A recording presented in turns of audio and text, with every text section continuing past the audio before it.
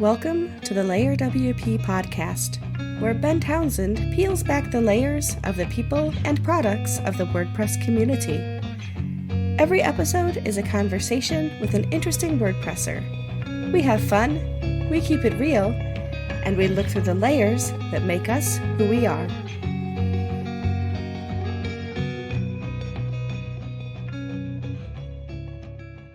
Welcome to the LayerWP podcast. Today's guest is Andrew Palmer. So without further ado, I'm going to hand it over to him. He's going to explain who he is, and we'll go from there. Hi, thanks, Ben. I'm Andrew Palmer. So currently co-founder of Bertha AI and the chief wrangler at somebody'shero.co.uk, which is basically a direct-to-client and white label solution for web. Well, basically all things web, not just WordPress. So we're talking Shopify, Wix. Did I say Wix on a WordPress podcast? Oh my God. Squarespace, all of the things web, really. Server issues, I help a lot of well-named people out there, but I won't name them because obviously we're white label, so we keep secrets. But yeah, that's me, Andrew Palmer. Hi. Well, that's what you can't say Wix on a podcast that's to do with WordPress. That's a big faux pas. You can't do it. You can't. You did it. The kind of guy I am, I don't just roll with it. Just roll with it. Okay, so Bertha. Okay, I've seen this floating around quite a few times now on. Is it Twitter or is it X? It's X now. You've just got to live with it. Just move on. Move on. All right. On X, and you're making great waves. I see you're killing it. You're whoever is in charge of your social media. I saw a couple of posts the other day, and I was like, "Shit, they're on point." It was good, man. So I don't know if that's you doing it or you've outsourced it to somebody else. Whoever it is, they're good. No, we got the lovely Zach, who is. Resides in America, and he's a great guy and just wants to work with us. He gets paid peanuts, he just loves doing what he's doing. And yeah, Bertha's doing okay. I mean, we've got 15,000 or 15,000 active licenses, I think, or 5,000. I can't remember. Last time I looked, it was 15,000. But it doesn't really get registered in the WordPress.org. So, any plugin developers out there, please help. Tell me how to do it. We're doing all the right things. We've put all the code in, but somehow it's just not getting registered in WordPress.org. It says 700, and I know that we got 15,000 active licenses. So it's just really weird. Most of them are free, to be honest, because the free offering is astounding. You get 500 words and a few images, and they kind of renew randomly throughout the month, so you never know. But yeah, and I've just reduced the pricing actually because OpenAI, Cohere, Stability AI, they've all reduced their pricing. So why not pass it on to the customers? So it's now, I think it's $10 a month for 1 million words, which is basically unlimited words, 50 image generations, and yeah, $96 a year. So it's it's a cup of coffee. Do you know what I mean? So yeah. I had a beautiful, my daughter works for Starbucks. So this isn't an advert for Starbucks because I really don't like Starbucks based coffee. It's just not good. But they evidently they have this kind of experimental kitchen where all the baristas get together and let's do whatever we want really, and let's try it out. And they have this unbelievably delicious creme brulee coffee. So I have it with a cold brew, and it's got this creamy, sweety, crispy kind of covering on the top. But I'm only allowing myself one every 3 months. I literally had one 3 months ago, and Rihanna, my daughter, said to me the other day, "Do you want a creme brulee?" I went, "Of course." Creme brulee. So it's just great. But I don't know how we got. Yes, and that is basically, if you want that, that's about $10 in English money. Yeah, it's great. Wow. That's crazy. That's crazy. So it's £6 or £7. So it's a lot of, and I know that in America, coffee is unbelievably expensive. So, $10 a month, you get Bertha AI. And if you can't, if you've got a blank page and you're struggling, Bertha's great. There are other LLMs out there, of course, but yeah, I love doing Bertha. It's got good branding. It was an idea by Vito Peleg, who's chief dog's body at Atarim, and which is the kind of co-working thing, and he wanted to put AI into Attering first of all, and then we kind of just came up with this name Bertha because it's a friendly aunt type character, you know, kind of a little bit ebullient, a little bit chubby, you know, nice cuddly kind of thing we want for Bertha. And then we got involved with Yoast, did a campaign on that. Weren't quite ready for that, server's kind of overloaded, but it was a great little campaign with Yoast, and they're fantastic people to work with. So if you ever get a chance to work with Yoast, they're awesome. And they designed the new logo for Bertha, did it all for free, all part of the thing, brought us up to speed. And you know, because it's we're not we don't have any money, you know. We get the money, all the money in Bertha is mine. I put the money in, it's my developers, no investment from anywhere else. And you know, so when a company like Yoast and the people, the personalities behind Yoast come to you and say we want to help you, you rip their hand off and go, yeah, okay, please do. So that's the, you know, they cartoonized Bertha from a description that I did, and they came up with a nice little branding, really. So yeah, it's cool. But you know, that is super cool because you know, everybody needs a leg up, right? You know, everybody needs help sometimes, and the fact that let's face it, I mean, they are stratospheric, right? I mean, they're probably the top kitty when it comes to SEO plugins, that sort of stuff. I know that WordPress.org has recently pushed up the count to 10 million, I think it is. Yeah, I think they should put it up to 15, I reckon. You know, that would be, but I mean, there's some controversy on that, you know, let's face it. But Yoast has been going for like 12 years now, probably. I mean, 2 years, maybe 3 years, owned by a hosting company, you know, because Yoast and Marika sold out, and you know, we lost Tees as the chief exec as well, and there was a kind of stuff. But from that, we've got Amelia Capital, which is Yoast and Marika together, investing in WordPress. You know, they don't just give money, right? When they're like a dragon's den, if you think, you know, the whole pretense around Dragon's Den is that you get the person that's been successful as well. So you don't just get the 100 grand or the 50 grand investment or whatever. I mean, you get advice. You get advice, right? Yeah. Yeah, they're slightly. I mean, it's not a good comparison because they're slightly greedy, whereas Yoast and Marika are just not greedy. You know, they'll invest for 1% and they'll give you, you know, quite a lot of cash. But what they want to do is help influence a better code base, something that's useful, something that's community based as well. You know, and they're great investors. If you ever get a chance to even have a conversation with Yoast and Marika about investment or about their philosophy on WordPress and the community, it's awesome. They're just awesome people. So, and that's how Yoast grew, really, because it was all free. And then Marika said, you know, it's all free, but you're doing 10, 12 hours a day. Here I am holding the babies, you know, and supporting and doing all the kind of stuff. And because she's basically a registered genius, you know, she's got a psychology degree from some fantastic Dutch university or whatever. So she's got 4 kids, and he's got 4 kids as well. But I'm sure that they, you know, 4 kids, building out Yoast, employing 120 people, sponsoring local football clubs, sponsoring local businesses in where they are in this little village or town in Holland. Phenomenal story, and you know, truly entrepreneurial, and truly also can't think of the word, but basically just generous people with their time and their money. I don't understand how you can do that with 4 kids. I mean, I struggle to write a blog post with 1 kid. Do you know what I mean? Yeah. It's like, you know, you're sitting there and you're tapping away. Yeah.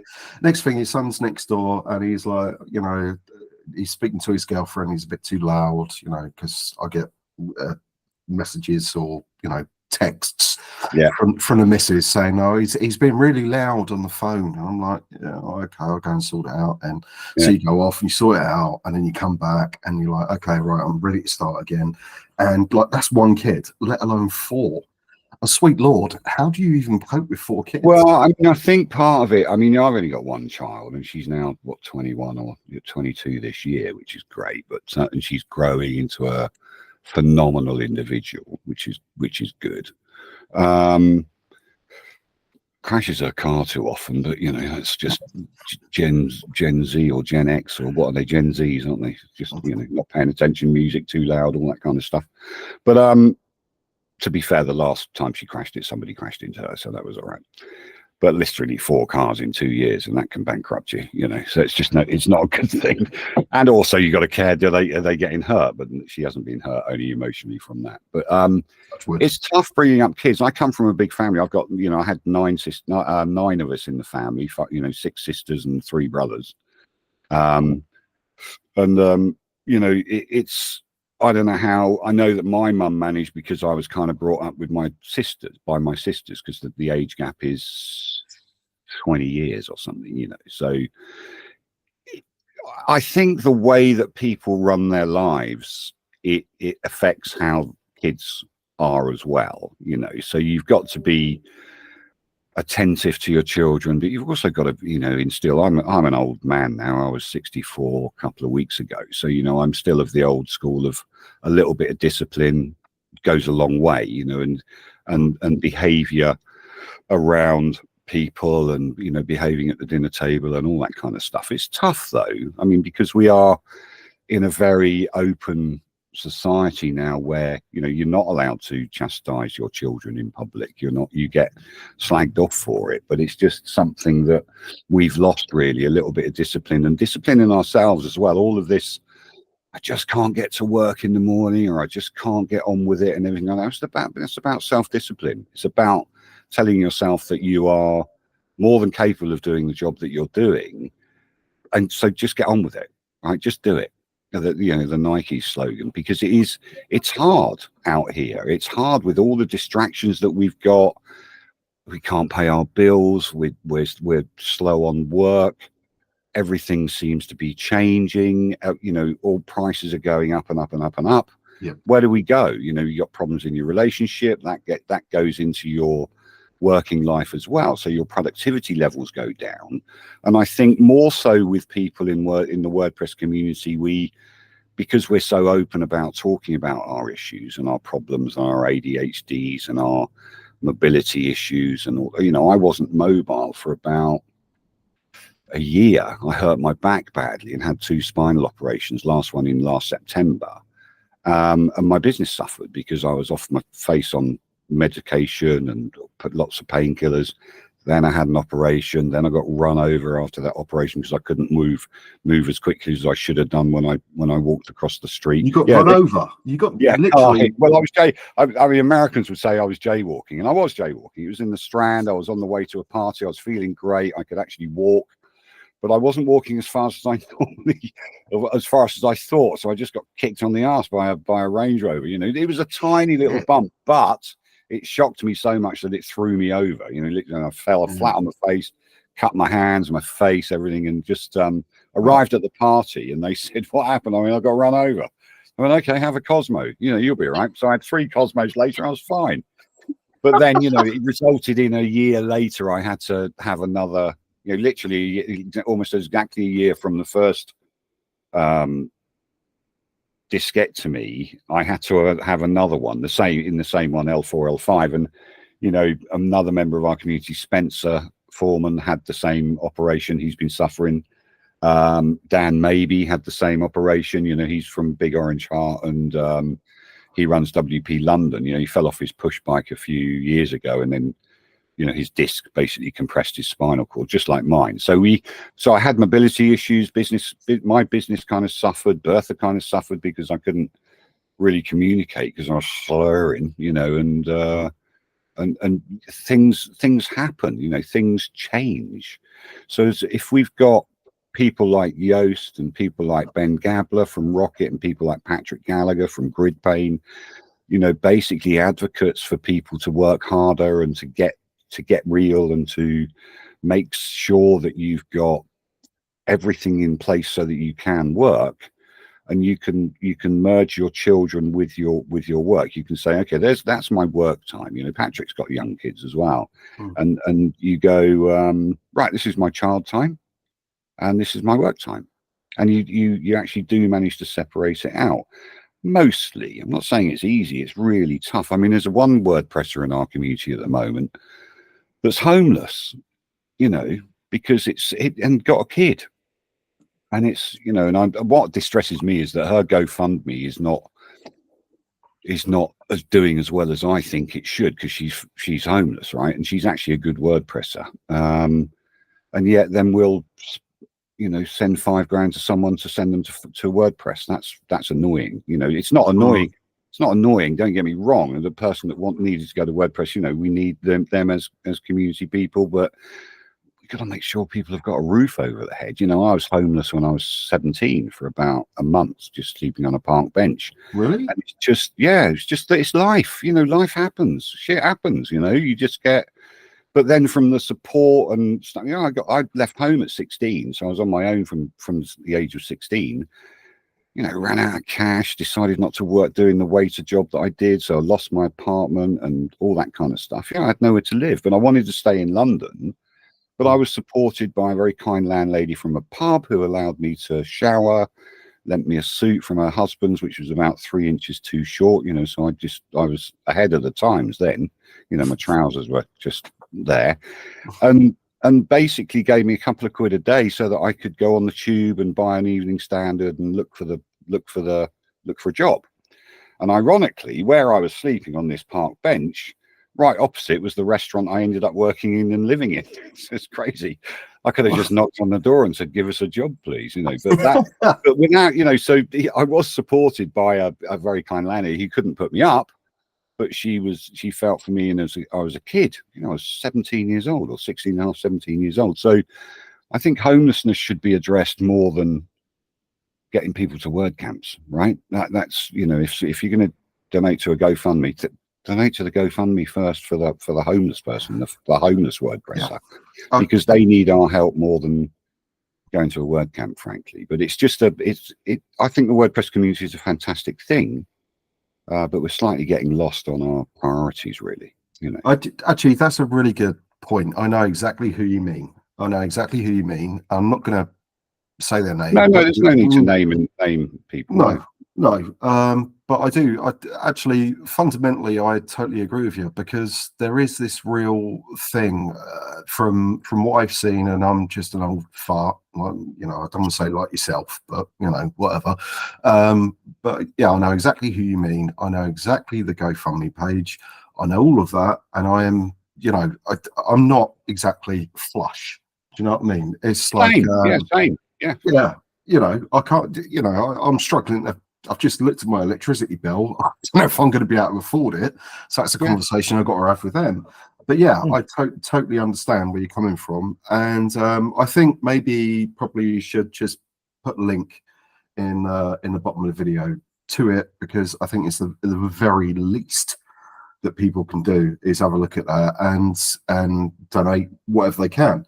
Or just retweet it, so that people can donate. We can't afford to donate. There's, I had a friend of mine who got very, very sick, and loads of people donated to the GoFundMe campaign. And, Matt Mullenweg even donated, and he donated a lot of cash, so it's a thing. But what we've got to wait, rather than donating, I think what we've got to do is give people who haven't got an opportunity of work, give them some work if you can. Give them an opportunity, give them some mentoring or whatever. I mean, last week I did 3 pro bono coaching sessions. One building out a CV for somebody, one building out a product page for somebody, one just having a chat, a couple of hours, just having a chat and saying, maybe you need to think about things like in this way or whatever. And, managed to get it to WP London as well. I'm lucky. I'm mobile. I can get on a train. I can go to WP London, which is a great event. I think there are about 90 or 100 people there. But without people like Klaviyo and SiteGround and the other sponsors that sponsor the actual thing of WP London, because these events take money to happen, and venues more particularly, and especially with all the price rises we've had in the UK, the heat, light, power. I had to close a restaurant last October because the bills went from £500 a month for heat, light, power to £3,000 in a heartbeat, from month to month. And that's what businesses are facing. So that's why people aren't necessarily spending even the little bucks on websites. You know, restaurants are saying, I haven't got any money. I can't, you know, I've got to pay the minimum wage, which in the UK is now £12 an hour or something, or not far from £12 an hour if you're over 21. And they need 10 people, you know, so 10 people times 40 times £12 an hour. A restaurant's got to make an awful lot of money, you know. And it's never £12 an hour. It's normally around about 15, 16 quid an hour, £25 an hour for a good chef, you know. It's all that kind of stuff. So costs are businesses are struggling, small businesses are struggling, and along with that, the service providers generally, web developers, creatives, designers, copywriters, they're seeing less and less and less work, and less and less and less money. People just don't have the budget for it, you know. It's crazy. Yeah. It is. I think there's somebody pointed something out on Twitter, X, not so long ago, and it was. I think it wasn't really an argument. It was a statement of fact, and that was the fact that a lot of people go out and buy plugins and themes and then cancel their subscriptions. And I think, like you've said, especially when it comes to the restaurant stuff, is that people don't know where they're going to be in a year's time. So you get a plugin, and you want to use it, which is great, fantastic. And the minute you get it, you cancel the yearly subscription, because I do it. You know, I'm not ashamed to admit it, because I don't know what I'm going to need to spend $60 on for that month. Do you know what I mean? It's like, can I afford to do this month? Okay, well, if I cancel that and I've cancelled that, and you know, fine. But it comes to renewal, I'll go off and renew it if it's got value to me still, if I still use it. But I think the way that it come across in a couple of posts on X is that it's a failure on the plugin or theme developers' point. It's not. I think it's just a case of people are minding the pennies. You know, people haven't got the money to go out and buy stuff anymore. You know, it's just a simple fact. That's why we've got a pay as you go. You know, you're on Bertha, you can pay as you go. It's more expensive, but when it runs out. That's all you've paid for. You don't need to worry about a subscription, or because especially in WordPress, let's face it, you know, I have people telling me all the time, I've got rid. I mean, I sold a load of plugins to a lovely man called Dave, who's I know Dave is fixing them and making sure they're all right. And Divi is going up to Divi 5, and I'm really not a developer, and I also don't want to invest in other developers building out those plugins to be Divi 5 compatible and stuff like that. So Dave's welcome to them, he can have them, and we did a nice little deal. So he's happy, I'm happy. But the point is that people in WordPress, they are surprising. They do. If you look at the forums of the totally free plugins, and you look at the negative reviews, like Contact Form 7 is fully free, always has been free. Other people have made money on the back of it by doing add-ons for them, but the person that developed Contact Form 7, as far as I'm aware, you know, it was the only contact form to have. Now look at them. You've got WS Form, which is brilliant. You've got Ninja Forms, which are great. You've got Fluent Forms and Fluent CRM and all these kind of Gravity Forms. We're inundated with forms, yet there's still a market there for them, but people tend not to want to pay for a form. Why do I have to pay for a form? Because they're used to Contact Form 7. And this is the great thing about WordPress.org and the worst thing about WordPress.org. You know, coming from Elegant Marketplace that I sold to InMotion, 5 years ago, and they haven't touched it since then. But it's just, you know, you've got, I remember setting up this marketplace and selling commercial plugins, you know, making it commercial, because I think that if you're a developer and you've come up with a great idea or a great solution, you should earn money from it. You shouldn't just rely on that donate button, which you have to code in anyway on WP.org. But because of the way that WordPress was basically forked from B2 Cafe by Mike Little and the other guy, Matt Mullenweg, I'm only joking. And then within a year, Automatic was formed, the commercial arm of WordPress. WordPress Foundation was then formed, and then WordPress Foundation licensed WordPress to WordPress.com, and all the confusion around what's the commercial side, what's the free side, you know. There's a lot of confusion in WordPress for customers, not for developers. It's as far as I'm concerned, it's far too developer centric. But you know, you have to have the developers drive the promotion of WordPress. They drive the promotion of plugins. So if you've got a favorite plugin, this is going back to Yoast's or going back to WordPress.org saying, okay, 10 million installs for whatever. I mean, look at Elementor. Without Elementor, would WordPress be as big as it is now? I don't think it would.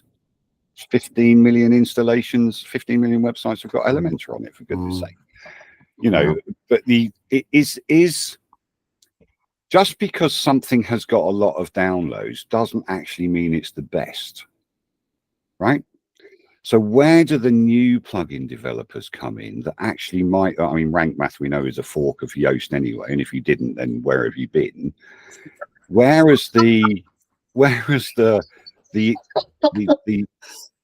innovation? Where are the guys and girls that are building stuff that is amazing, like Newsletter Glue from Leslie Sim? You know, it's just an amazing plugin. You know, it's just amazing. It solves a problem. It's beautiful. It works with the blocks. It works with everything else. You know, old WordPress, new WordPress, future WordPress. It's going to work. Yeah. She decided to get out of WordPress almost and not selling it to WordPress people, and more selling it to enterprise as an enterprise solution, because the support is crazy. And these developers, they shout at you, literally caps lock, and calling you effing blinding. Yeah. And it's crazy. If they said that to you in the street, you'd poke their eye out, right? But they're so brave behind their keyboards. So we have to bring, I think, some sort of commerciability to WP.org. And in fact, WP.org was owned by Syed Balki of Awesome Motif, which is a fantastic name, isn't it? Because he has got some motifs, that man. But I ain't saying shit. I've had lots of Slack conversations with him. He's actually a lovely man. He's very intelligent. He's got it right. Marketing. He hasn't got it right marketing wise, I don't think. Anyway, all these kind of things that they do.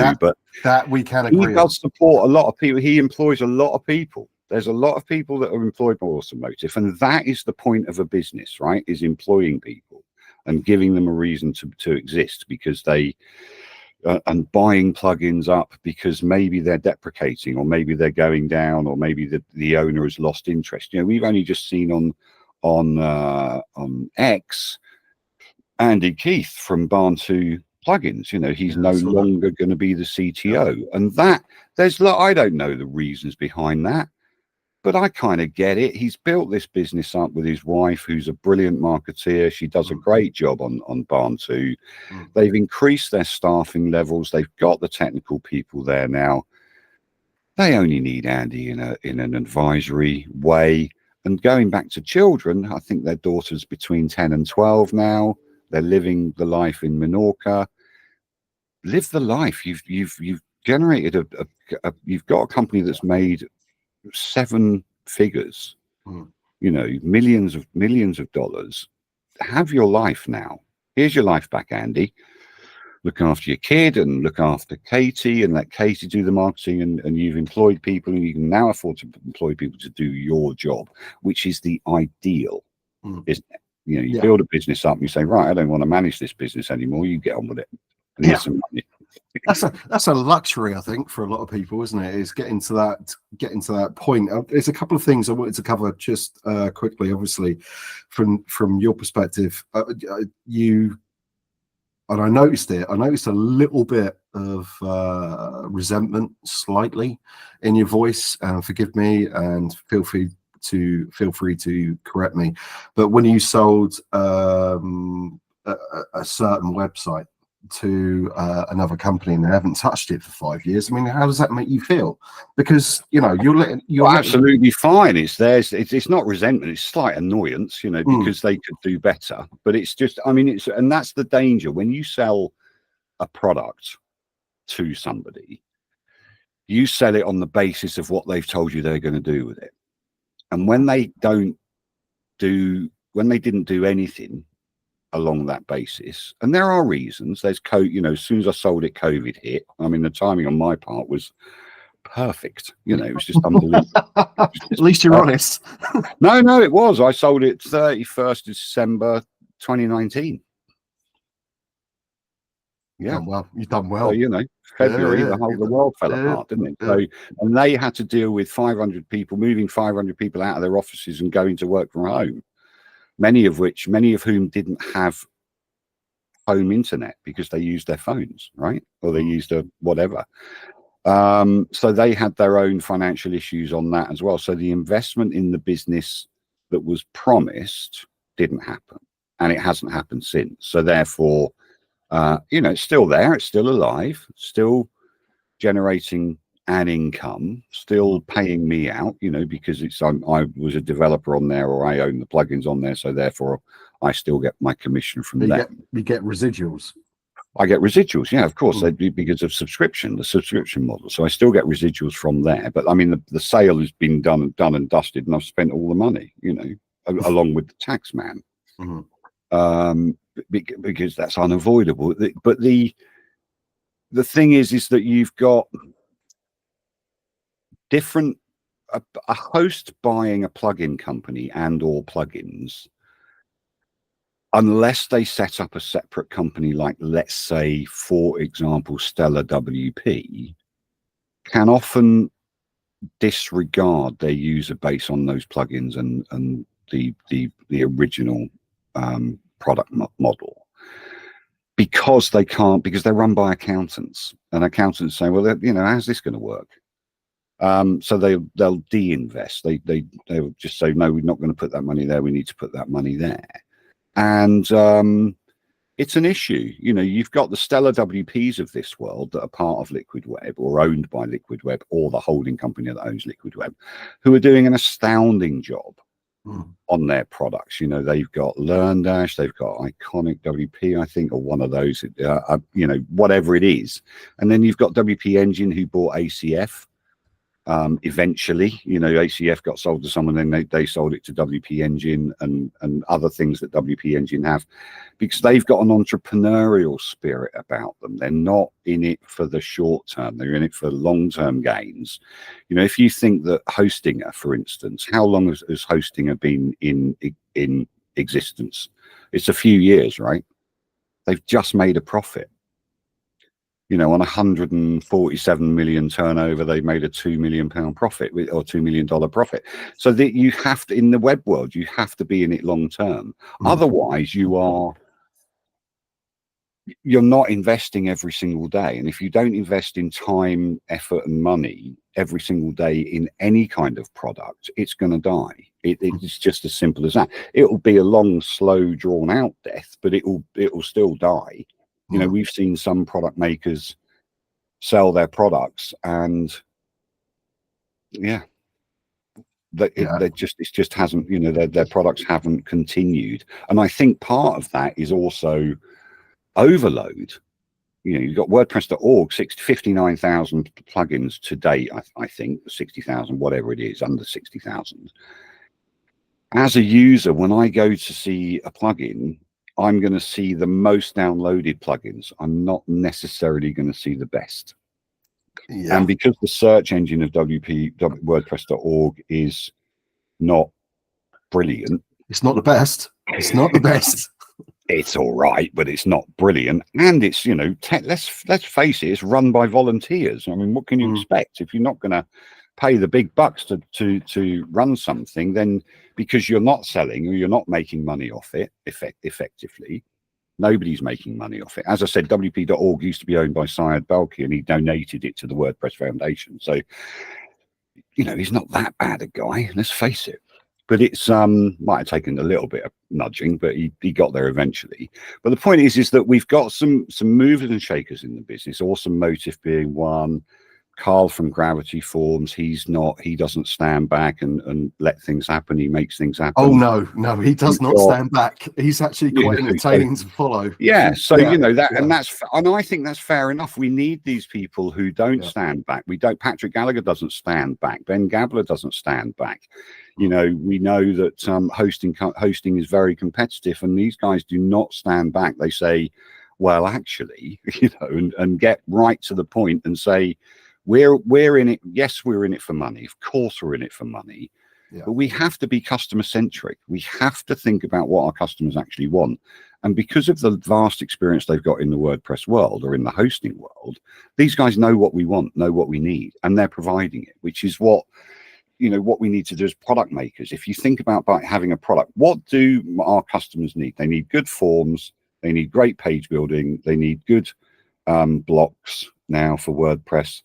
They need easy documentation, or documentation that's easy to understand. Because if you currently look at the documentation on WordPress.org,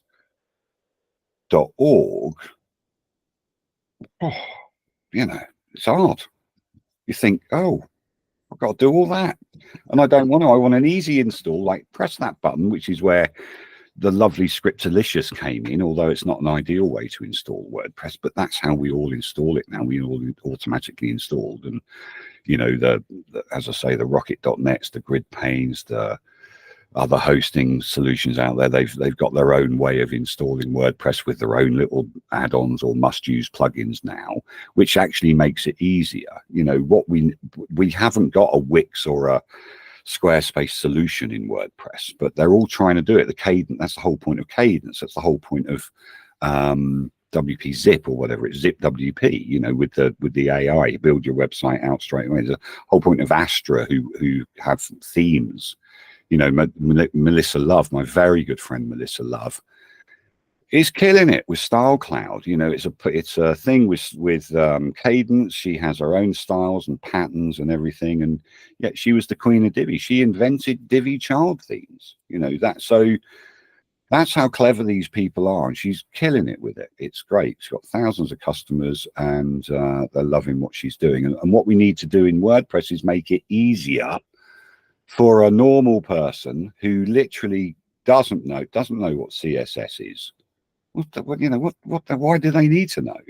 Give them a pattern, give them a design, let them put their text in, let them make it mobile compatible straight away, and then you're going to grow WordPress. And that's what Elementor and Divi and the beautiful people at Beaver Builder have done. You know, they've allowed normal people to go, oh, I can build an adequate website.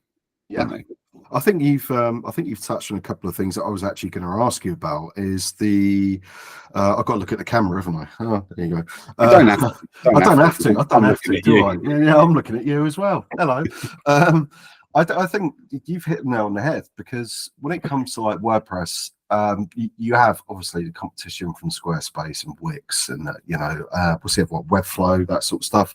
It is pretty much what you see is what you get, a WYSIWYG or whatever you want to call it, and people are comfortable with that. You know, I think the one thing that's stopping a lot of people getting into WordPress is the real division.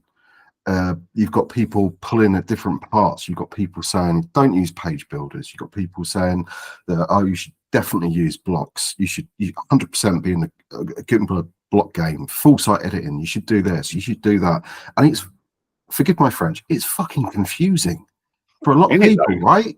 Yeah. It's just crazy. I mean, at the moment, I'm learning Bricks. I'm learning Cadence, which Bricks is really cool. Cadence is really cool. Elementor, yeah, cool. That's three things straight away. Then you've got Astra and their block building. Then you've got somebody else with their block building. And it's like, how much stuff do you have to learn to be an all-rounded tinkerer? I'm not saying web developer, because that's a wrong term. That's the thing about WordPress. It's unbelievably flexible. That's the key, is that it's you can just start a 2020 and not even worry about menus or what, if you want to blog or you want to journal, or it's still a blogging platform, and it's got the wonderful ability to be backward compatible, right back to 5, right back to 1. It's backward compatible. There's some funky things that might go on and everything, but that's the difficulty with developing Gutenberg, because it's still got to be backward compatible with the classic editor, and you still got to be able to do stuff with it or whatever. But when you have a car, you have an opportunity to do stuff to that car.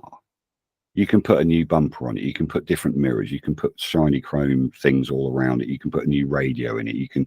It's an add-on, an add-on, an add-on, an add-on, an extra. And WordPress is exactly that. It's your base car. It's you. If you want a new steering wheel, you can just go to the repository and get one, or you can search around the commercial themes and get a nice new shiny body, and all this kind of stuff. And you can do. And people often,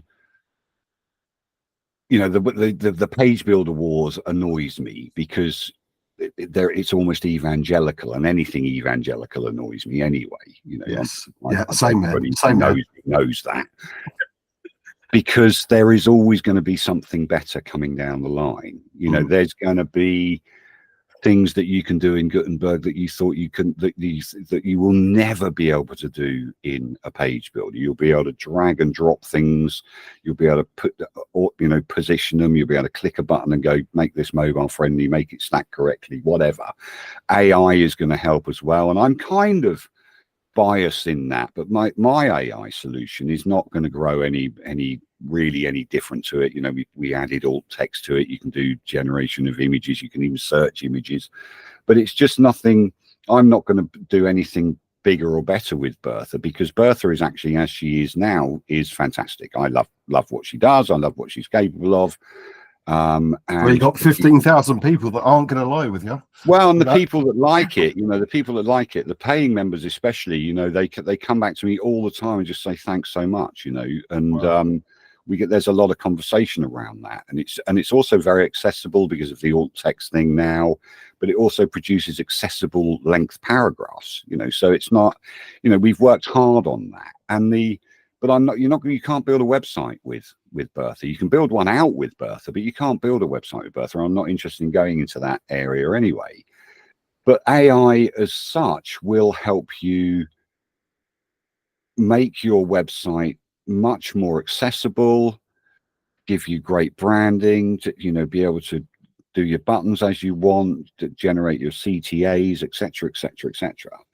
And we need to be cognizant of that fact, that it will absolutely help us in web development. Whatever your thoughts around AI are, whether it's positive or negative, or I couldn't give a shit, I'm going to design something that I want to design. And we have to welcome that. So anybody that supports bricks as vehemently as they do, or oxygen as vehemently as they do, for or against, or any number of Divi 5 I'm looking forward to, iterations in Elementor I'm looking forward to. Elementor have got it. So if you think from a business model, what Elementor have done, they gave us a plugin for free. We could build websites for free. Then they came along with the Pro. We could build even better websites. We could do pop-ups. We could do exit intents. We could do all kinds of stuff. We could do dynamic content. Now they're saying not only, but also you can build it and we'll host it for you for not a lot of money, right? So they've done what the hosts should have done, but they've done it backwards. Yes. Right? Yes. There's had InMotion actually own one of the best first page builders out there, called BoldGrid. Oh my God. That's a blast from the past. It's fantastic. Still, even to this day, it's still fantastic. But it's a license thing. So Bluehost use it. Lots of other web hosts use it, but it's because it's BoldGrid. It's a separate product. And when I first saw BoldGrid, I thought, I can just make a fortune from this. I can literally, I thought money. That's all I thought. And I built about 20 websites on it in seconds, because all of the content was already in there, and all I had to do was change the names. because it was, and people go, oh, you know, but you'll get done for, you know, for duplicate copy and all this kind of stuff. But you don't, you know, people's view of what duplicate copy is whatever. It doesn't matter. There's millions of websites out there. If you did a survey or somehow managed to get an AI to actually read all the content on there, I dread to think how much of the content would come up as duplicate content, probably about 90%. But yeah, so we've got, but Elementor have done what the host should have done in the beginning. The host should have looked at WordPress and said, what can we do with this? We know that people want it installed. Why don't we build our own page builder? Why don't we do our own solution? Which they do. You know, GoDaddy have had their web builder for ages, and you know, Heart Internet, whoever they're owned by now, you know, they had their own page builder in there. 20i have got their own, you know, you build a website on 20i platform we're talking UK hosts here, but you know, it's just what Elementor have done is they've done it the other way around. They've approached it from a different, they've built up the 15 million customers and gone, right, now they've got 15 million customers that they can promote their hosting solution to. Yeah, I know. Like, whoa, you know, crazy, right? Right. I do 5% of that, and that's bank all day long. 1%. That's all you need. 1%. Yeah. This is true. But, you know, because Shopify is only, I think, if you look at it, I think it's under 1.5% of the market, of the web market. You know, the same as Squarespace. It's a down arrow. It's not a, or it's a chevron that goes that way rather than that way. Whichever way it goes that way, you know. But it's just WordPress is king of the CMSs, right? There's no doubt about it. Drupal is are changing. Drupal are going to blocks, you know, Gutenberg blocks. Joomla are doing well. Magento not so well, but then that Magento is another thing bought by Adobe. Yeah. What happened to that? You know, so and it's really, if you've got a Magento 1.9 site and you want to upgrade to 2, it's a rebuild from the ground up. And I know this for a fact because I'm doing one. Really? You can't just, like, this is the benefit of WordPress. You have WordPress, you want to change your theme. Yes, you've got to muck about with some text and maybe move things around, but it ain't going to break the site, you know? So yeah, we've got lots of benefits of working in WordPress, but it's in danger of eating itself. So we got to be careful of that. To be honest with you, I think I echo some of your statements about things earlier, like when you said about you know, you've got all these installs of products and you know, you've got all this sort of stuff, and how do you get your name out there? How do you promote yourself? Who do you speak to? And it is, I don't want to say, it's going to sound really bad. I'm looking at the camera when I say this because I think I want to hit home a point. It's not what you know, it's who you know. And that is sad. I think that is incredibly sad, if I'm being honest, because we're stifling creativity.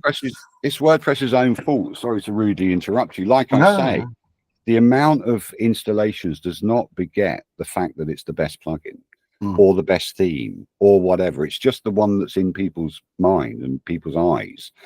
And so if we go back to WordPress.org, one of the ways that can be used is have, like, just with my commercial brain on, is yes, have the 10 million installs, but also have a featured product or have half a dozen featured plugins from recent installs, recently installed, recently.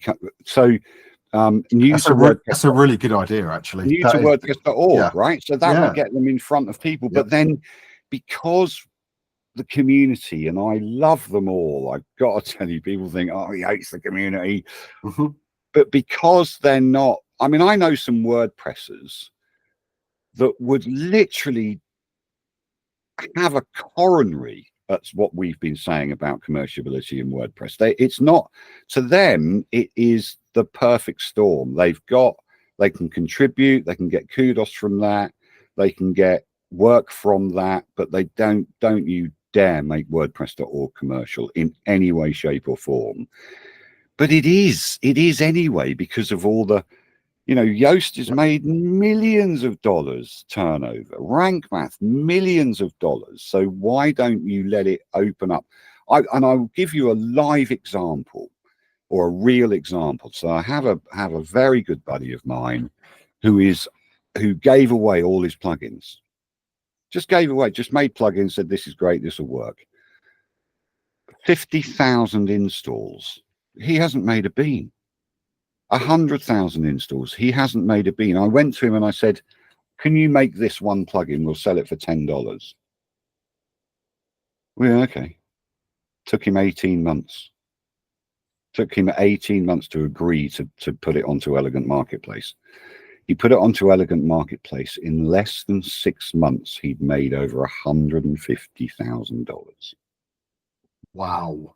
One plugin. Wow. Wow. Right. So that's where we need to open our eyes. And it changed his life.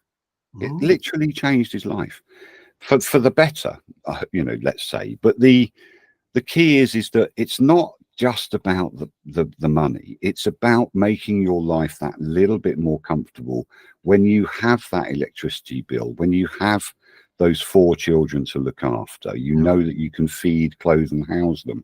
It's about making your life as comfortable as possible, having a lifestyle business and being generous with your code. Yoast, when it came out, was everything. You had everything in it. Now, when you look at Yoast, you've hardly got anything in it because it's owned by a company that is commercially driven and saying, well, actually, we need to take that out because that gives too much free value. And we know that we can and it's the right price. It's $99 a year. Yes, per site, and they don't have an affiliate system. You imagine being Yoast and knowing that you don't have an affiliate system. So you've not had to pay any affiliates for that kind of revenue. And you've managed to employ 120 people and sell it for whatever you sold it for. But I guarantee it wouldn't have gone cheap. After 10 years of, let's say, I don't know, 8, 9, 10, 12 million a year turnover. I don't know the figures, but, I'm guessing it's not going to have gone for cheap, right? Right. But then it even if it didn't go for cheap, it went for the right money to the right people who reinvest in people and in WordPress and want people to grow and do the right thing and have the right code base and make sure that it's unhackable, or make sure that the stuff that Amelia go along to Amelia Capital and see what they're investing in.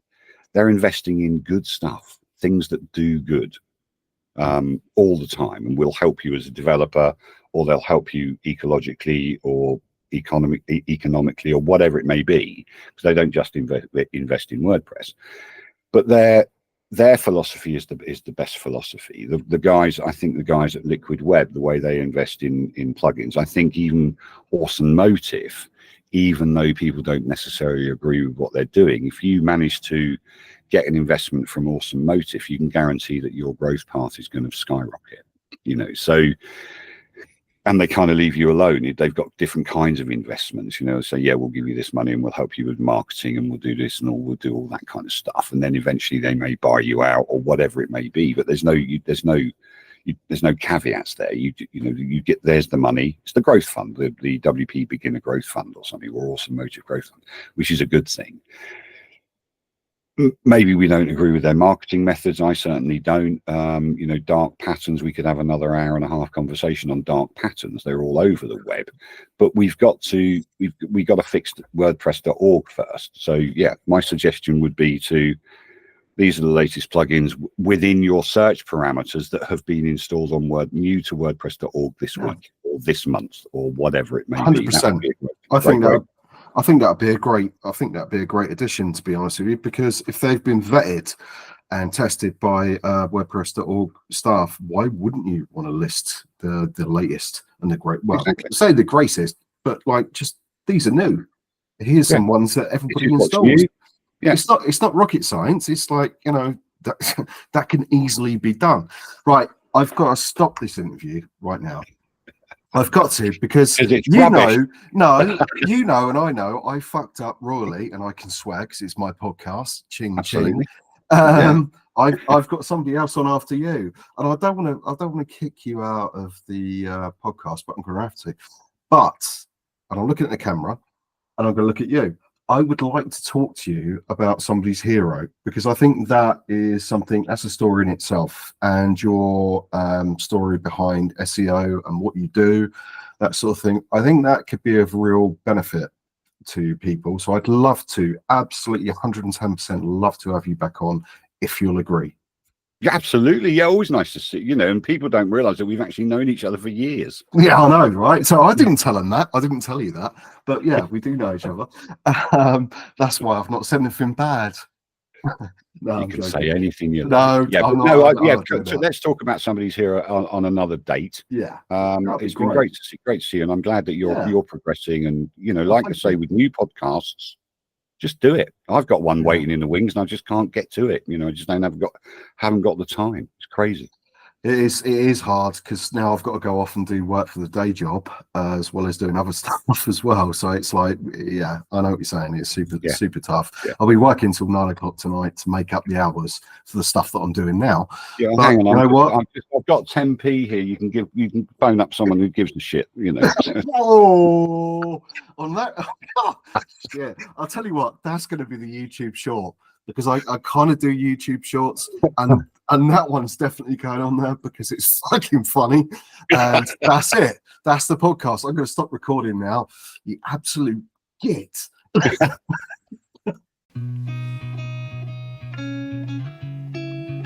Thank you for joining us for this episode of the LayerWP podcast. To be on the show or support us through sponsorship, visit layerwp.com.